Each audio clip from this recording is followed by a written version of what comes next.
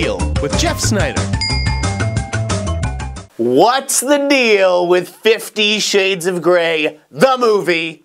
Universal and Focus acquired E.L. James's naughty novel back in March 2012, so this Kinkfest has been a long time coming, and now it's finally here just in time for the most romantic Valentine's Day ever, because nothing says I love you like a little dumb sub-bondage action.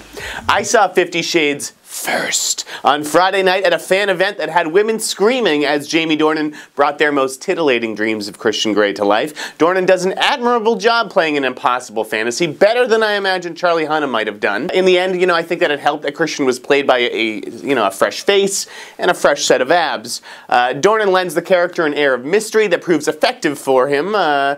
Christian still has a knack for showing up at opportune times, like Edward in the Twilight movies, only here the character is an emotional vampire rather than an actual one. He's also a rich bastard who gives women cars like he's Oprah and flies them around like Bruce Wayne with a pilot's license. Not to be outdone, Dakota Johnson did a solid job of anchoring the film as Anastasia Steele, the innocent lip-biting virgin who challenges Christian before submitting to his dark fantasies.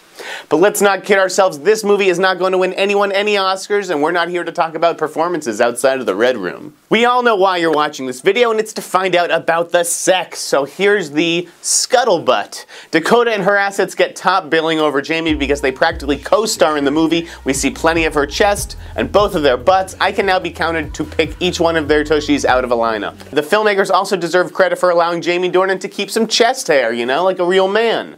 As far as other private parts go, you'll catch a glimpse of her pubic hair and a Ben Affleck-style drive-by cameo by his drive shaft, but nothing too X-rated. It's pretty sterile as far as erotica goes. Now that's not to say that the sex scenes aren't sexy, because once Anna is ready to enter the Red Room, things get pretty hot, Just be prepared for about 40 minutes of cinematic foreplay. If you're on the prudish side, think of 50 Shades of Grey as an intro to BDSM. This is not the gimp of Pulp Fiction, okay? There's some light flogging, some spanking, some knotted ropes, and a blindfold. They use the old, the go-to ice cube trick, which even works on a rainy Seattle day. The sex scenes definitely deliver, and they probably could have even gone further, but for the first film, I thought that they were just right. You can't get too carried away right off the bat. You gotta save something saucy for the sequel. A 51st shade, if you will. As far as Jamie and Dakota's chemistry goes, trust me, it's better than what you might assume from what is being called a 50 Shades of Awkward press tour.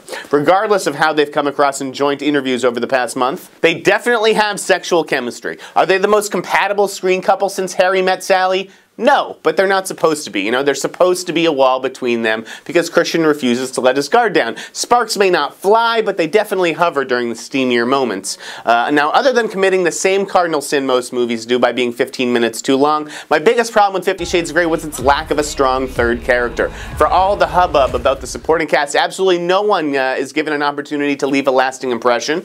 I would have liked to have seen Jose put up more of a fight for Anna, but instead you're kind of stuck in this, one relationship the entire time, and there's no other characters with whom to escape, since Anna can't really tell anyone about her erotic adventures. Both Anna and Christian's mothers, played by Jennifer Ely and Marcia Gay Harden, are also given the short shrift and a single harsh note to play, while their fathers might not as well exist. Daddy issues, this movie has them. Some will hold 50 Shades to a higher standard because of all the media attention surrounding it, and some will hold it to a lower standard because it's viewed as glorified mommy porn. But overall, I actually thought 50 Shades of Grey was a pretty good movie that it will certainly generate some stimulating discussion. Director Sam Taylor Johnson and screenwriter Kelly Marcel did a pretty impressive job elevating the material and exploring power dynamics in the bedroom. Directed like an elegant perfume ad, the movie looks clean and rather gorgeous, and the sexy soundtrack purrs.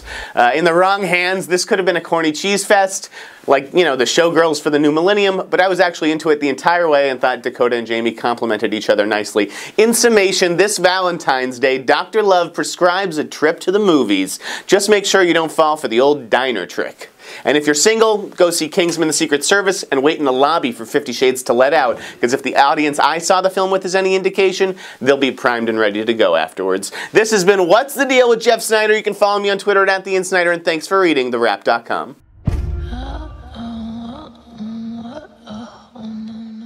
What's the deal with Jeff Sneider?